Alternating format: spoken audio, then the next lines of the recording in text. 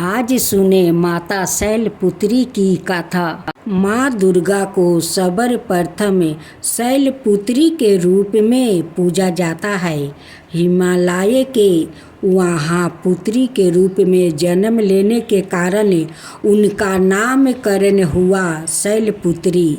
इनका वाहन वृषभा है, इसलिए वो देवी वृषभारूढ़ा के नाम से भी जानी जाती है। इसे देवी ने दाएं हाथ में त्रिशूल धारण कर रखा है और बाएं हाथ में कमल सुशोभित है। यही देवी प्रथम दुर्गा है। यह ही सती के नाम से भी जानी जाती है। उनकी एक मामीरी की कहानी है। एक बार जब प्रजापति ने यज्ञ किया तो इसमें सारे देवताओं को निमंत्रित किया, भगवान शंकर को नहीं। सती यज्ञ में जाने के लिए व्याकुल हो उठी। शंकर जी ने कहा कि सारे देवताओं को निमंत्रित किया गया है, उन्हें नहीं, ऐसे में वहाँ जाना उचित नहीं है। सती का प्रबल आग्रह देखकर शंकर जी ने उन्हें यज्ञ में जाने की अनुमति दे दिया। सती जब घर पहुँची तो सिर्फ माँ ने ही उन्हें स्नेह दिया। बहनों की बातों में व्याग्र और उपवास के भाव थे। भगवान शंकर के प्रति भी तिरस्कार का भाव है। दक्ष ने भी उनके प्रति अपमानजनक वचन कहे। इससे सती को कैलेश पहुंचा। वो अपने पति का यह अपमान ना सह सकी और योगिनी द्वारा अपने को जलाकर भस्म कर लिया। इस दारुण दुख से व्यथित होकर शंकर भगवान ने उस यज्ञ का विध्वंस करवा दिया। यही सती अगले जन्म में शैल राजा का हिमालय की पुत्री के रूप में जन्म ली। शैल राजा हिमालय की पुत्री के रूप में जन्मी और शैलपुत्री कहलाई। पार्वती और हेमवती भी इसी देवी के अनाय नाम है। शैलपुत्री का विवाह भी भगवान शंकर से हुआ।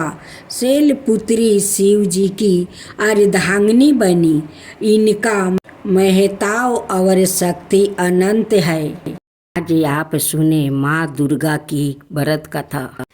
कलकत्ता साल में 4 बार नवरात्रि का पर्व आता है। पहला चैत्र के महीने में इस नवरात्रि के साथ हिंदू नव वर्ष की भी शुरुआत होती है। इसे चैत्र नवरात्रि कहा जाता है। दूसरी नवरात्रि आश्विन माह में आती है, जिसे शारदीय नवरात्रि के नाम से जाना जाता है। पूष और आषाढ़ के महीने में भी नवरात्रि का पर्व आता है, जिसे गुप्त नवरात्रि कहा जाता है। लेकिन उस नवरात्रि में तंत्र साधना की जाती है। गृहस्थ और पारिवारिक लोग के लिए सिर्फ चैत्र और शारदीय नवरात्रि को ही उत्तम माना गया है। दोनों में ही माता रानी का 9 रूपों की पूजा की जाती है। इस बार चैत्र नवरात्रि आज यानी 9 अप्रैल से शुरू हो चुका है। इस मौके पर यहाँ जानिए आखिर चैत्र नवरात्रि शारदीय नवरात्रि से कैसे अलग है। चैत्र नवरात्रि मानने का कारण कहा जाता है कि जब धरती पर महिषासुर का अंतक काफी बढ़ गया और देवता भी उसे हरा पाने में असमर्थ हो गया, क्योंकि महिषासुर का वरदान प्राप्ति था कि कोई भी देवता या दानव उस पर विजय प्राप्ति नहीं कर सकता। ऐसे में देवताओं ने माता पार्वती को प्रसन्न करे उनसे रक्षा का अनुरोध किया। इसके बाद माता रानी ने अपने अंश से 9 रूप प्रकट किया, जिन्हें देवताओं ने अपने शास्त्र देकर शक्ति संपन्न किया। यह करम चैत्र के महीने में प्रतिपाद तिथि से शुरू होकर 9 दिनों तक चला। तब से इन 9 दिनों को चैत्र नवरात्रि के तौर पर मनाया जाने लगा। शारदीय नवरात्रि मनाने के कारण देवी दुर्गा ने आश्विन के महीने में महिषासुर पर आक्रमण कर उसे 9 दिनों तक युद्ध किया और 10वें दिन उसका वध किया। इसलिए इन 9 दिनों को शक्ति की आराधना के लिए समर्पित कर दिया गया। चौकी आश्विन मास में शरद ऋतु का प्रभाव हो जाता है, इसलिए इसे शारदीय नवरात्रि कहा जाता है। शारदीय नवरात्रि के 10वें दिन को विजयदशमी के रूप में मनाया जाता है।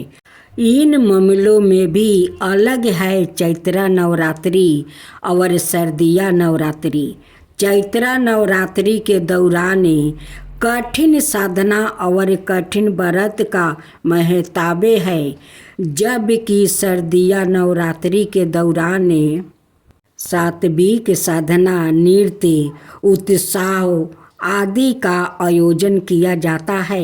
यह दिन शक्ति स्वरूप माता की आराधना के दिन माने गए हैं। चैत्र नवरात्रि का महत्व महाराष्ट्र, आंध्र प्रदेश, तेलंगाना और कर्नाटक में अधिक है, जबकि शारदीय नवरात्रि का महत्व गुजरात और पश्चिम बंगाल में ज़्यादा है। शारदीय नवरात्रि के दौरान बंगाल में शक्ति की आराधना स्वरूप दुर्गा पूजा पर्व मनाया जाता है। यही गुजरात में गरबा आदि का आयोजन किया जाता है। चैत्र नवरात्रि के अंत में रामनवमी आती है। मानता है कि प्रभु श्री राम का जन्म रामनवमी के दिन ही हुआ था, जबकि शारदीय नवरात्रि के अंतिम दिन महानवमी के रूप में मनाया जाता है। इसके अलग दिन विजयदशमी पर्व होता है। विजयदशमी के दिन माता दुर्गा ने महिषासुर का मर्दन किया था और प्रभु श्री राम ने रावण का वध किया था। इसलिए शारदीय नवरात्रि विशुद्ध रूप से शक्ति की आराधना के दिन माने गए हैं। मानता है कि चैत्र नवरात्रि की साधना आपको मानसिक रूप से मजबूत बनती है और आध्यात्मिक इच्छाओं की पूर्ति करने वाली है। वही शारदीय नवरात्रि सांसारिक इच्छाओं को पूरा करने वाली मानी जाती है।